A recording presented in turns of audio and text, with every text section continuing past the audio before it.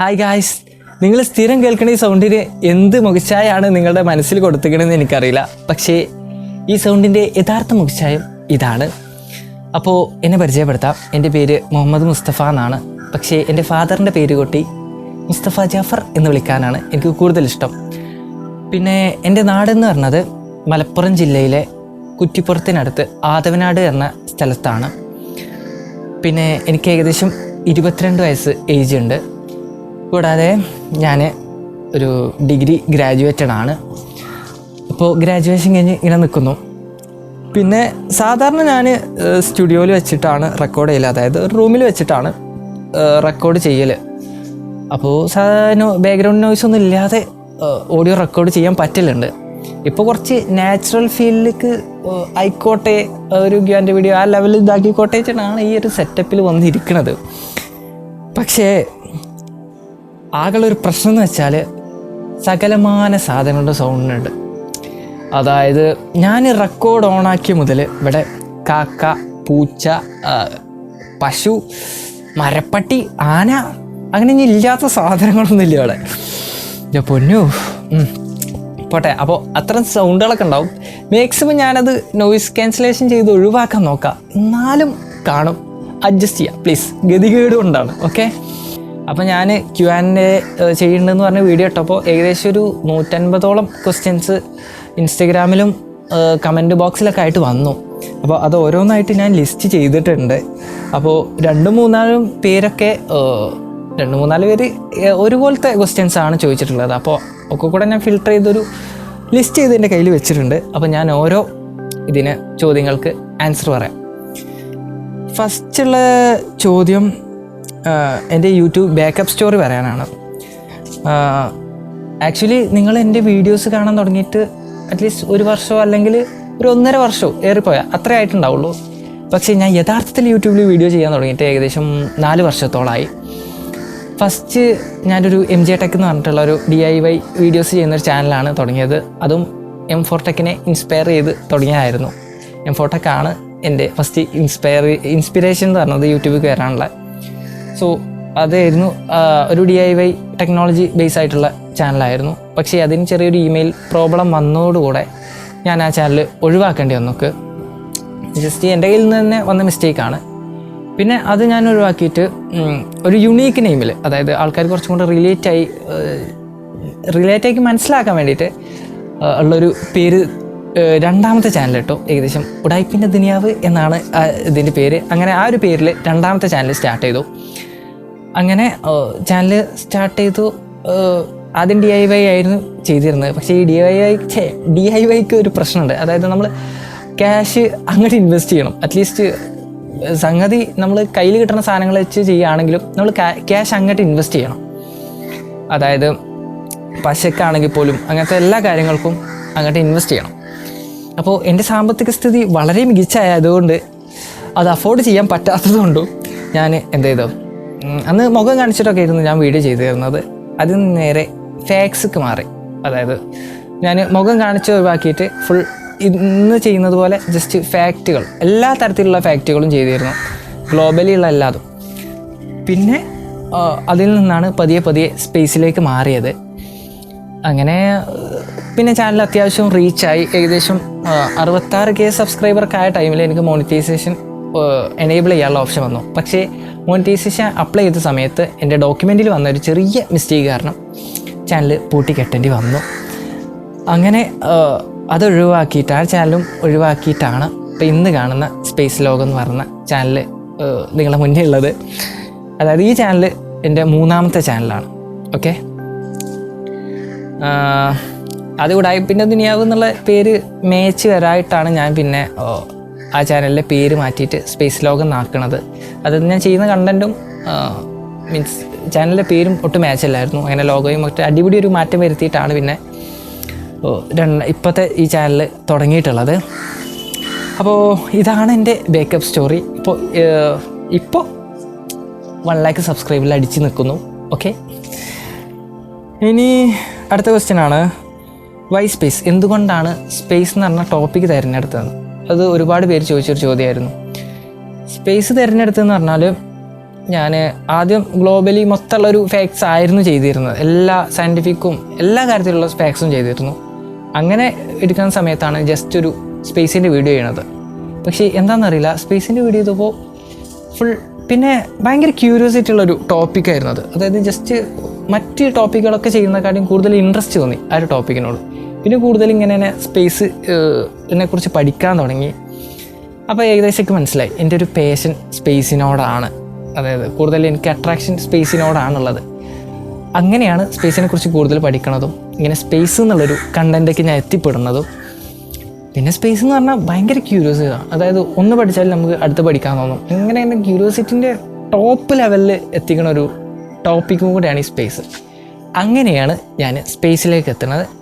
ഇപ്പോൾ എന്താ സ്പേസ് പറഞ്ഞാൽ ഒരു അഡിക്ഷനായി പോയി. അതായത് നമ്മൾ ഒന്ന് പഠിച്ചാൽ പിന്നെ അടുത്തത് എന്തായാലും അത് അടുത്ത ടോപ്പിക്ക് പഠിക്കാൻ പോകും. സ്പേസ് ഒരു ടോപ്പിക്ക് എടുത്ത് ഇതാക്കി കഴിഞ്ഞാൽ അത് ഞാൻ സ്പെഷ്യലി നിങ്ങൾക്ക് പറഞ്ഞു തരേണ്ട ആവശ്യമില്ല. ഈ ഒരു എൻ്റെ ചാനൽ കാണുന്നവർ ഒട്ടുമിക്ക പേരും സ്പേസ് ഭയങ്കര ഇഷ്ടമുള്ളവരാണ്. അപ്പോൾ ആ ഒരു എഫക്റ്റ് അറിയാമല്ലോ, സ്പേസിൻ്റെ കണ്ടൻറ്റിൻ്റെ ഒരു സ്പെഷ്യൽ എഫക്റ്റ് അറിയാമല്ലോ. അപ്പം അങ്ങനെയാണ് ഞാൻ സ്പേസിലേക്ക് എത്തുന്നത്. ഈ നാലാമത്തെ ചോദ്യം, തെറ്റി. അടുത്ത ചോദ്യം, എനിക്ക് കണ്ടൻസൊക്കെ എവിടെ നിന്നാണ് വെച്ചാൽ, അതായത് നമുക്ക് വീഡിയോക്കുള്ള കണ്ടൻറ്റുകളൊക്കെ എവിടെ നിന്നാണ് കിട്ടുന്നത്? അത് അങ്ങനെ ഒരു സ്ഥലത്ത് നിന്നല്ല കിട്ടുന്നത്, മൾട്ടിപ്പിൾ സോഴ്സിൽ നിന്നാണ് എനിക്ക് കണ്ടൻറ്റ് കിട്ടുന്നത്. അതായത് നാസയുടെ വെബ്സൈറ്റ്, അതായത് യൂറോപ്പ് സ്പേസ് ഏജൻസിയുടെ വെബ്സൈറ്റ്, പിന്നെ ഒരുപാട് സ്പേസ് ന്യൂസുകൾ മാത്രം പബ്ലിഷ് ചെയ്യുന്ന ഒരുപാട് ന്യൂസ് ഏജൻസികളുണ്ട്. അങ്ങനെ അവിടുന്ന് കിട്ടും. പിന്നെ എൻ്റെ മനസ്സിലായിട്ട് തോന്നുന്നത് ഞാൻ റിസർച്ച് ചെയ്ത് അതിനെക്കുറിച്ച് കൂടുതൽ പഠിച്ച് അങ്ങനെ വീഡിയോസ് ചെയ്യലുണ്ട്.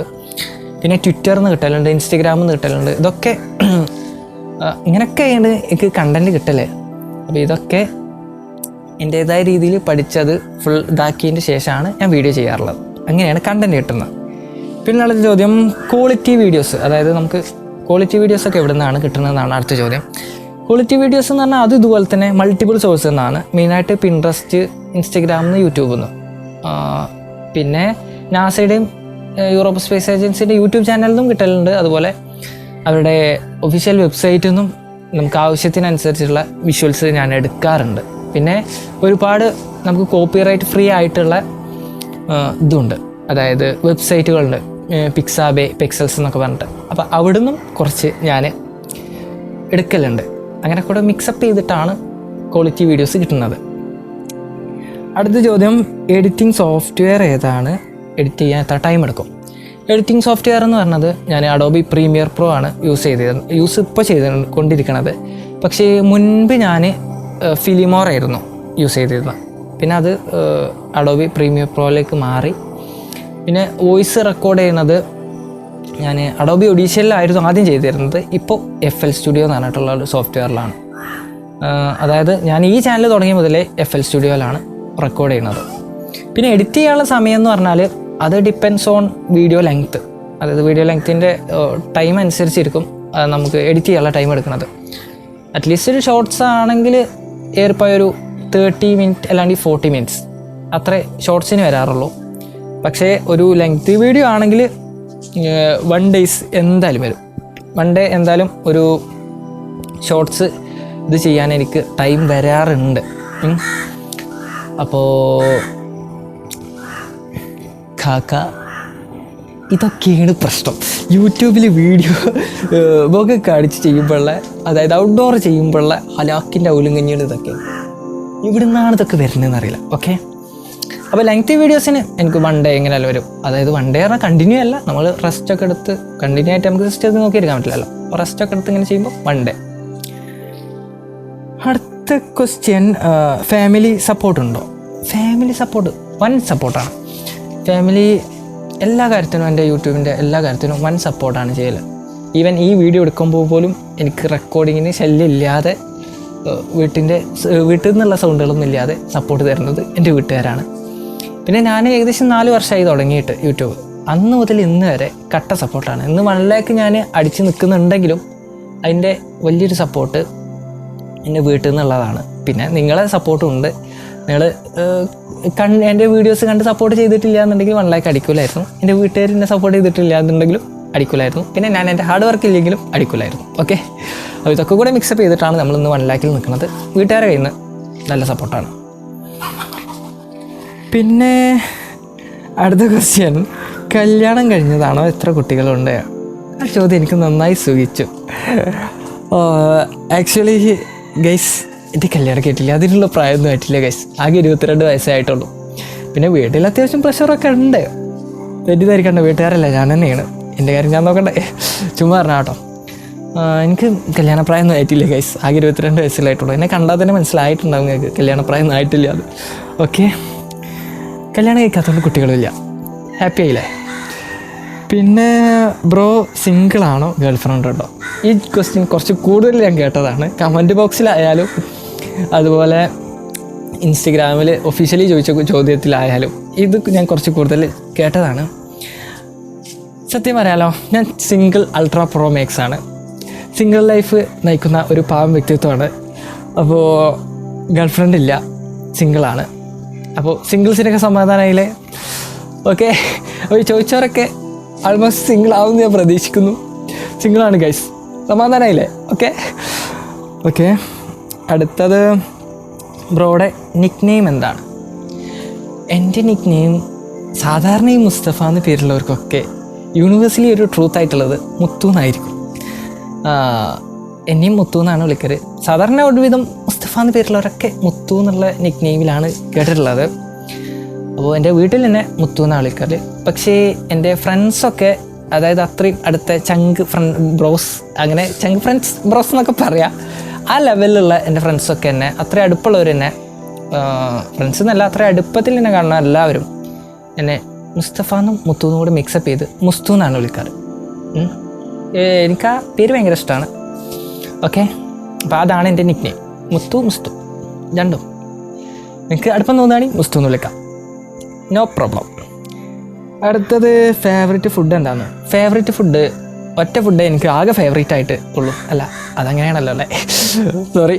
ഓക്കെ, എൻ്റെ ഫേവറേറ്റ് ഫുഡ് പറഞ്ഞാൽ സദ്യ. ഒരു രക്ഷയില്ല, സദ്യനോട് എന്താണോ ഒരു പ്രത്യേക ആക്രാന്ത. അതുകൊണ്ട് സദ്യയുള്ള കല്യാണം ഒറ്റൊന്നും ഞാൻ മുടക്കലില്ല. സദ്യയാണ് എൻ്റെ ഫേവറേറ്റ് ഫുഡ്. പിന്നെ എവിടുന്ന് കിട്ടി ഈ ക്യൂട്ട് സൗണ്ടോ ഗൈസ്? സത്യം പറഞ്ഞാൽ എൻ്റെ സൗണ്ടിക്ക് തീരെ ഇഷ്ടമല്ലായിരുന്നു. പൊതുവേ എനിക്ക് കുറച്ച് ബേസ് സൗണ്ടിനോടായിരുന്നു ഇഷ്ടം. പക്ഷെ ഞാൻ വീഡിയോ ചെയ്ത് തുടങ്ങിയ ശേഷം ഒട്ടുമിക്ക കമൻറ്റിലും ഇങ്ങനെ കാണലുണ്ട്, അതായത് ക്യൂട്ട് സൗണ്ടാണ്, സൗണ്ട് ഇഷ്ടപ്പെട്ടു എന്നൊക്കെ പറഞ്ഞിട്ട്. അപ്പോൾ എന്തോ ഇക്കും എൻ്റെ സൗണ്ട് ഇഷ്ടപ്പെട്ടു തുടങ്ങി. ഇപ്പം എൻ്റെ സൗണ്ട് എനിക്കിഷ്ടമാണ്. പിന്നെ അത് ക്യൂട്ടാണോ ഇല്ലയെന്ന് എനിക്കറിയില്ല, നിങ്ങൾക്കറിയുള്ളൂ. എൻ്റെ സൗണ്ട് ഇഷ്ടമാണെങ്കിൽ താങ്ക് യു.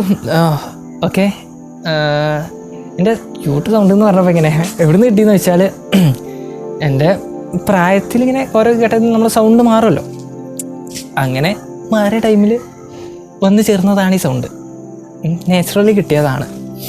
അപ്പോൾ കടം വാങ്ങിയതൊന്നുമല്ല, ഒറിജിനൽ സൗണ്ടാണ്. ഓക്കെ, അങ്ങനെയാണ് എനിക്ക് ഈ സൗണ്ട് കിട്ടിയത്. അടുത്ത ക്വസ്റ്റ്യൻ, ബ്രോയുടെ ഡ്രീം എന്താണ്? എൻ്റെ ഡ്രീം എന്ന് പറഞ്ഞത് സിമ്പിളി ഒരു സ്പേസ് ലവറിനെ പോലെ ജസ്റ്റ് ഒന്ന് പറക്കണം എന്നുള്ളത്. സാധാരണ വിമാനത്തിലല്ല, ഒരു ഫൈറ്റർ ജെറ്റ് പോലത്തെ ഒരു പൈലറ്റായിട്ട് ഫൈറ്റർ ജെറ്റ് ഓടിച്ച് അങ്ങനെ ഇഷ്ടത്തിന് അങ്ങനെ പറയാം. ടോട്ടലി ഒരു പാരാഗ്ലൈഡിങ് അങ്ങനത്തെ വർക്കിലൊക്കെ ഇഷ്ടമാണ്. പറക്കണം എന്നുള്ളത് ഒരു ഡ്രീമാണ്. സാധാരണ നമ്മൾ പാസഞ്ചർ വിമാനത്തിൽ കയറിയിട്ടില്ല കേട്ടോ, അങ്ങനെയും പറക്കാം. അതല്ല, ഹെലികോപ്റ്റർ, പാരാഗ്ലൈഡിങ്, ജെറ്റ്, അങ്ങനെ ആ രീതിയിലുള്ള പറക്കലല്ലോ, അത് ഭയങ്കര ഇഷ്ടമാണ്. പിന്നെയുള്ള ഡ്രീം എന്ന് പറഞ്ഞാൽ ഏതൊരു സ്പേസ് ലവറിനെ പോലെയും ഒന്ന് ചന്ദ്രനിൽ പോകണം, മാർസിൽ പോകണം. ചെറിയ ആഗ്രഹങ്ങളാണ്. ഓക്കെ, ചന്ദ്രനിൽ പോയിട്ട് അവിടുത്തെ ആ സർഫസിൽ ഇങ്ങനെ ഇരുന്നിട്ട് നമ്മൾ ഭൂമിയെ നോക്കിയിരിക്കണം.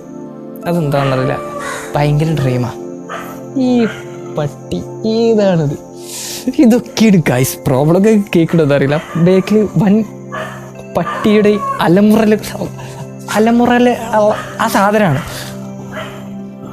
ഇടാ ഉണ്ടായിരിക്കടാ പ്ലീസ്. ഇതൊക്കെയാണ് അവസ്ഥ. അടുത്തത്, ബ്രോയുടെ ഫേവറേറ്റ് യൂട്യൂബ് ചാനൽ ഏതാണ്? യൂട്യൂബ് ചാനൽ മലയാളത്തിലാണെങ്കിൽ സിനിമാജിക്, ഇംഗ്ലീഷിലാണെങ്കിൽ മെലഡി ഷിപ്പും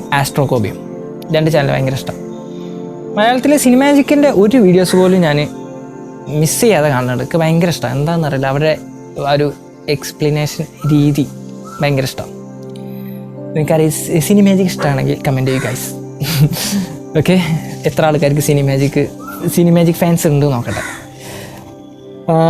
അടുത്ത ക്വസ്റ്റ്യൻ, ബ്രോയുടെ ഹോബി എന്താണെന്ന്. എൻ്റെ ഹോബി എന്ന് പറഞ്ഞാൽ സോളോ ഡ്രൈവിങ് ഭയങ്കര ഇഷ്ടമാണ്. എസ്പെഷ്യലി കാറിൽ എന്നെ അറിയണ വണ്ടി, അതായത് മീൻസ് എങ്ങനെ പറഞ്ഞാൽ എല്ലാ കാറും ഒരുപോലെയല്ല, ഒക്കെ ഡിഫറെൻറ്റ് ടൈപ്പ് കാറുകളാണ്. ഒരേ കമ്പനീൻ്റെ സെയിം മോഡൽ കാറാണെങ്കിലും എല്ലാ വണ്ടിയും ഡിഫറൻസാണ്. ഓരോന്നിൻ്റെ മെക്കാനിക്കൽ സിസ്റ്റത്തിൽ ചെറിയ ചെറിയ വേരിയേഷൻസ് ഉണ്ടാവും. അപ്പോൾ നമ്മൾ സ്ഥിരം ഓടിക്കണ കാറാണെങ്കിൽ അതിൻ്റെ ഒരു റിതം നമുക്കറിയാം. അതിലെന്ത് സൗണ്ട് വ്യത്യാസം ഉണ്ടെങ്കിലും നമുക്ക് മനസ്സിലാക്കാൻ സാധിക്കും. എൻ്റെ കേസിൽ എനിക്ക് മനസ്സിലാക്കാൻ സാധിക്കും. ഞാൻ സ്ഥിരം ഓടിക്കണം എൻ്റെ വണ്ടിയാണെങ്കിൽ എന്ത് ചെറിയ വ്യത്യാസം എൻജിൻ സൗണ്ടിൽ ഉണ്ടായ പോലും എനിക്ക് മനസ്സിലാക്കാൻ സാധിക്കും. അപ്പോൾ അതാ പറഞ്ഞത്, എനിക്കറിയാവുന്ന എന്നെ അറിയണം. അതായത് നമ്മൾ ഓടിക്കുന്ന വണ്ടിയാണെങ്കിൽ നമ്മുടെ ഡ്രൈവിംഗ് സ്റ്റൈലിന് ആ ഒരു വണ്ടി മെരുങ്ങിയിട്ടുണ്ടാവും. അത് നമുക്കും വണ്ടിക്കൊരു പ്രത്യേക ഇമോഷണൽ കണക്ഷനും ഒരു സിങ്കിങ്ങും എല്ലാതും കിട്ടും. അങ്ങനത്തെ വണ്ടി സോളോ ഡ്രൈവ് ചെയ്യാൻ ഭയങ്കര ഇഷ്ടമാണ്. പക്ഷേ കൂട്ടത്തിൽ ഒരാളുണ്ടെങ്കിൽ എനിക്ക് ഡ്രൈവ് ചെയ്യുന്നേ ഇഷ്ടമല്ല. ഒറ്റയ്ക്ക് സോളോ ആയിട്ട് ഇങ്ങനെ എത്ര ദൂരത്തിലും ഞാൻ വേണമെങ്കിൽ ഓടിക്കും. കാർ കേട്ടോ, ബൈക്കിൻ്റെ കാര്യത്തിൽ അത്ര ഡ്രൈവിങ്ങിന് താല്പര്യമില്ല, കുഴപ്പമില്ല, എന്നാലും കാറിൻ്റെ അത്ര താല്പര്യമില്ല. കാറാണ് മെയിൻ. ഓക്കെ, അടുത്ത ക്വസ്റ്റ്യൻ, ഫേവറേറ്റ് കാർ ഏതാണ്? ഫേവറേറ്റ് കാർ എന്ന് പറഞ്ഞാൽ അങ്ങനെ നല്ല ഫേവറേറ്റ് ആക്കിയിട്ടൊന്നും പറയാൻ വയ്യ, അങ്ങനത്തെ ഒരു സിറ്റുവേഷനാണ്. കാരണം എനിക്ക് പൊതുവേ ഈ SUV കാർസിനോട് ഭയങ്കര ക്രേസാണ്.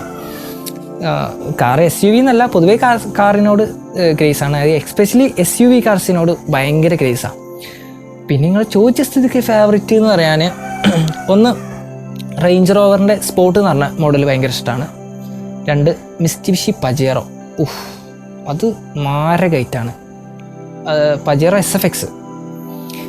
വണ്ടിപ്രാന്തന്മാർ കാണുന്നുണ്ടെങ്കിൽ അത് കമൻറ്റ് ചെയ്യൂ. പജേറോ ഫാൻസ് എത്ര ഉണ്ടെന്ന് ഞാൻ അറിയട്ടെ. ഓക്കെ, പജേറോനോട് ഭയങ്കര താല്പര്യമാണ്, ഭയങ്കര ക്രേസാണ്. അതാണ് ആ 2 എനിക്ക് ഫേവറേറ്റ് ആയിട്ട് പറയാനുള്ളത്.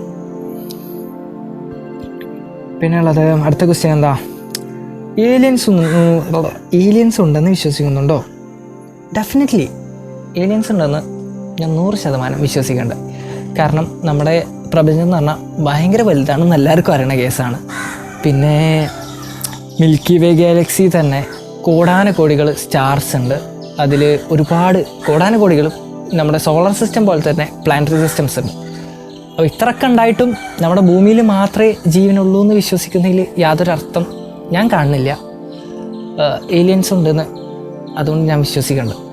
നമ്മൾ മിൽക്കി വേ ഗാലക്സി തന്നെ ഇഷ്ടം പോലെ ഏലിയൻസ് ഉണ്ടാവാം. നമുക്കിതുവരെ കമ്മ്യൂണിക്കേഷൻ ചെയ്യാൻ പറ്റാത്തത് നോക്കണ്ട.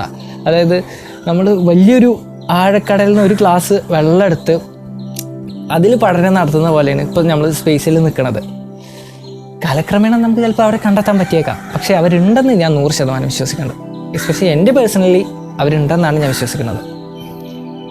ഈ കാക്കക്കുരിപ്പ് ഇതൊക്കെ ഗൈസ് പ്രശ്നം. ആ ഫ്ലോയിൽ വരുമ്പോഴാണ്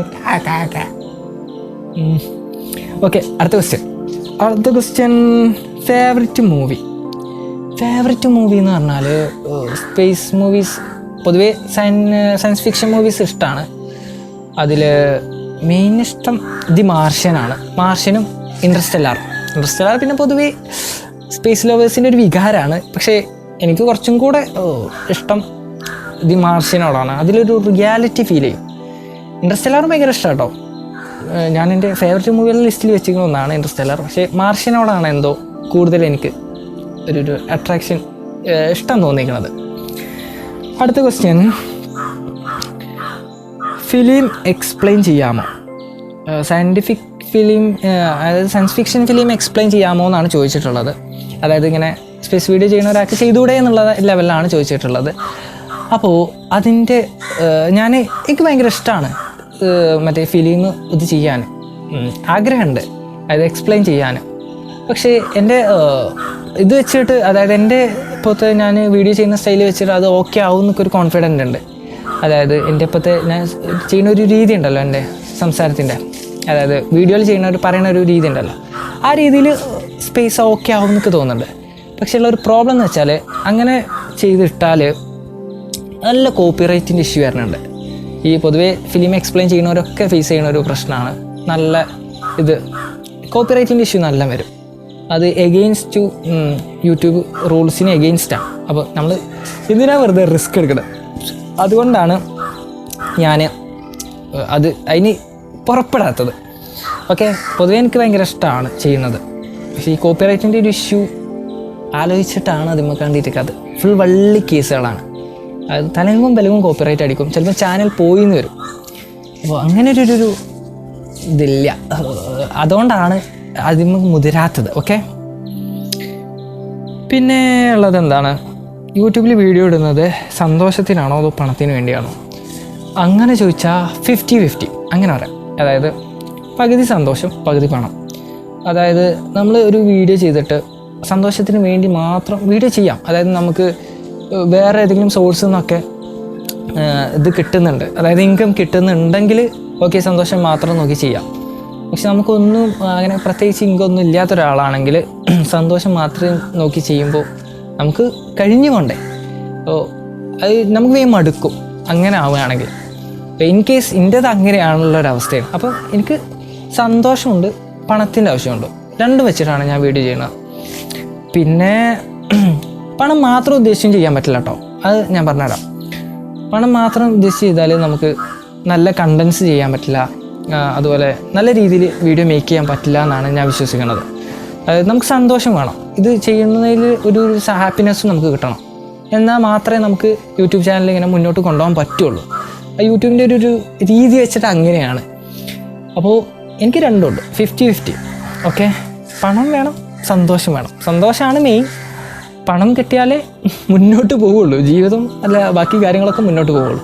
ഓക്കെ, പിന്നെ ഉള്ളത് എന്താ, ബിഗ് ബോസിൽ പോകാൻ താല്പര്യമുണ്ടോയെന്നോ? ഗായ്സ്, ബിഗ് ബോസ് ഇത് പറഞ്ഞതേ എനിക്ക് ഇഷ്ടമില്ലാത്തൊരു പ്രോഗ്രാമാണ്. അതുകൊണ്ട് ബിഗ് ബോസിൻ്റെ കാര്യം ഞാൻ ചിന്തിക്കണേ ഇല്ല.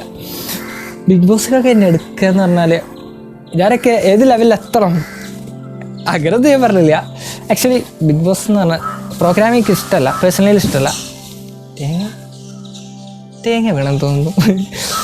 ബിഗ് ബോസ് എന്ന് പറഞ്ഞ പോലെ തേങ്ങ വേണം അല്ലേ ഐശ്വര്യ? അപ്പോൾ ബിഗ് ബോസിന് അങ്ങനെ ഒരു താല്പര്യമൊന്നുമില്ല.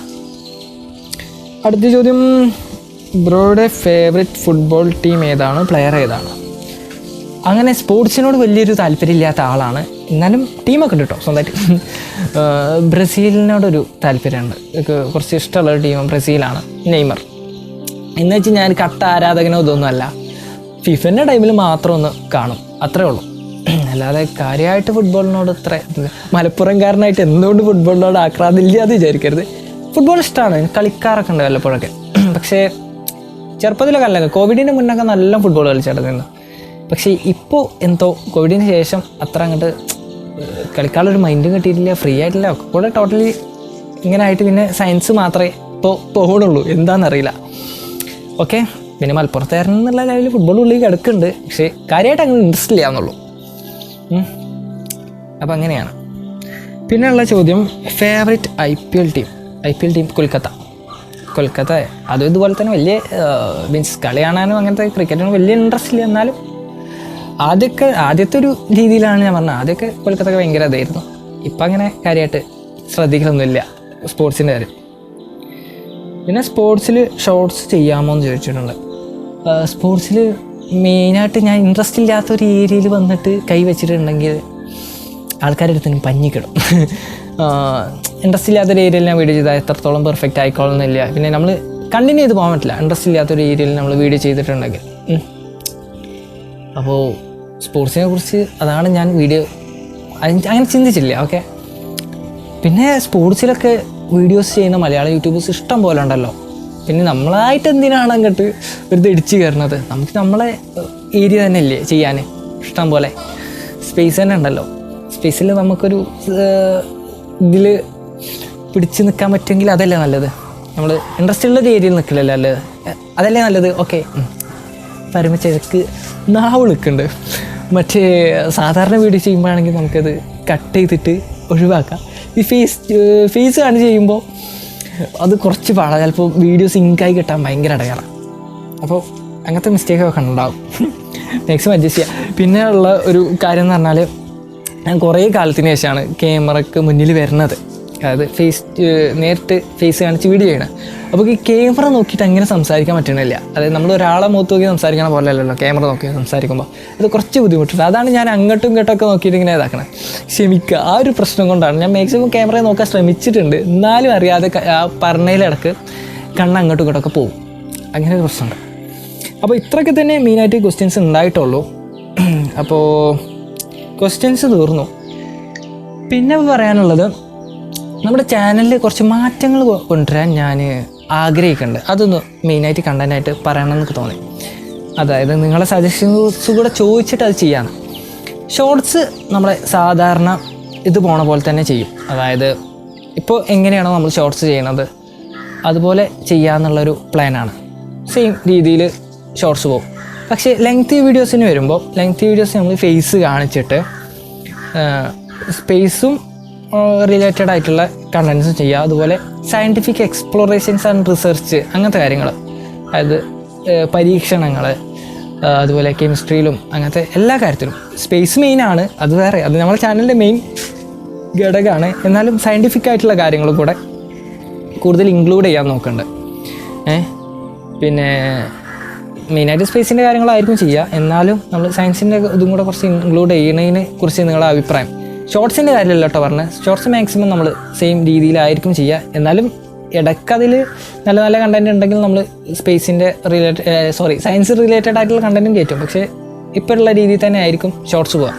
പക്ഷേ ലെങ്തി വീഡിയോസിനാണ് ഞാൻ ഇത് പറഞ്ഞത്. അപ്പോൾ നിങ്ങളുടെ അങ്ങനെ ചെയ്യുന്നതിനുള്ള ഒരു സജഷൻസ്, അതായത് ഫുൾ സയൻറ്റിഫിക് എക്സ്പ്ലോറേഷൻസ് ആണ് ഉദ്ദേശിക്കുന്നത്. അതായത് അങ്ങനെ ഇറങ്ങുകയാണ് സയൻസിക്ക്. എന്നിട്ട് നമ്മൾ പ്രാക്ടിക്കൽസ് ചെയ്യൂലേ, അതുപോലെ തന്നെ പരീക്ഷണങ്ങൾ, ഫുൾ പരീക്ഷണം. അതായത് നമ്മൾ സയൻസിനെ അടുത്തറിഞ്ഞ് പഠിക്കുക, ഈ എൻവിയോൺമെൻറ്റിനെ അടുത്തറിഞ്ഞ് പഠിക്കുക. ഇതൊക്കെയാണ് ഞാൻ മെയിനായിട്ട് അതുകൊണ്ട് ഉദ്ദേശിക്കുന്നത്. റിയലായിട്ട് എന്തൊക്കെ നമുക്ക് എക്സ്പീരിയൻസ് ചെയ്യാൻ പറ്റും, അങ്ങനത്തെ കാര്യങ്ങൾ ചെയ്യാന്നുള്ളതാണ്. അപ്പോൾ നിങ്ങളുടെ എന്തെങ്കിലും അങ്ങനെ ചെയ്യണോ എന്നുള്ള ഒരു അഭിപ്രായം പറയണം. ഒരു സജഷൻസും ഇനി എന്തെങ്കിലും ഇൻക്ലൂഡ് ചെയ്യണമെങ്കിൽ അതും, അങ്ങനത്തെ കാര്യങ്ങളൊക്കെ നിങ്ങളുടെ സജഷൻസും ഒരു അഭിപ്രായം, ഈ ഒരു കാര്യത്തിനെ കുറിച്ചുള്ള ഒരു അഭിപ്രായം പറയണം. ഓക്കെ, അപ്പോൾ ഇത്രയൊക്കെ തന്നെ എനിക്ക് പറയാനുള്ളൂ. അപ്പോൾ Q&A വീഡിയോ എത്ര ലെങ്ത് ഉണ്ട് എന്നൊക്കെ എനിക്കറിയില്ല. ഞാൻ ഇത് ചെയ്യുമ്പോഴായിരിക്കും ഇതാക്കുക, അതായത് എഡിറ്റ് ചെയ്യുമ്പോഴൊക്കെ മനസ്സിലാവുക. പിന്നെ ഞാൻ ഫസ്റ്റ് പറഞ്ഞ പോലെ എൻ്റെ ഇൻസ്റ്റഗ്രാം ID മുസ്തഫ ജാഫർ എന്നാണ്. നിങ്ങൾക്ക് താല്പര്യം ഉണ്ടെങ്കിൽ ഫോളോ ചെയ്ത് സപ്പോർട്ട് ചെയ്യുക. മുസ്തഫ ജാഫറിന് _ സ്പേസോ ഒന്നും ഇല്ലാതെ ഡയറക്റ്റ് സെർച്ച് ചെയ്യുകയാണെങ്കിൽ, മുസ്തഫ ജാഫറിന് ഒറ്റ വാക്കിൽ സെർച്ച് ചെയ്യുകയാണെങ്കിൽ എൻ്റെ ID കിട്ടും. ഞാൻ പിന്നെ ID ഇവിടെ കൊടുക്കാം, സ്ക്രീനിൽ കൊടുക്കാം. ഞാൻ ഫസ്റ്റ് ഇതിൻ്റെ കാര്യം പറഞ്ഞോന്നൊരു ചെറിയ ഓർമ്മ കമ്മി ഉണ്ട്, എന്നാലും കുഴപ്പമില്ല. ലാസ്റ്റ് ഒന്ന് ആ ഒരു ലെവലിൽ പറഞ്ഞെന്നുള്ളൂ. നിങ്ങൾക്ക് താല്പര്യം ഉണ്ടെങ്കിൽ ഒന്ന് ഫോളോ ചെയ്ത് സപ്പോർട്ട് ചെയ്യാം. ഓക്കെ, അപ്പോൾ അടുത്ത വീഡിയോയിൽ കാണാം. ലെങ്ത് കൂടിയെന്നാണ് തോന്നുന്നത് വീഡിയോൻ്റെ. ഓക്കെ, അപ്പോൾ അടുത്ത വീഡിയോയിൽ കാണാം. Okay, by.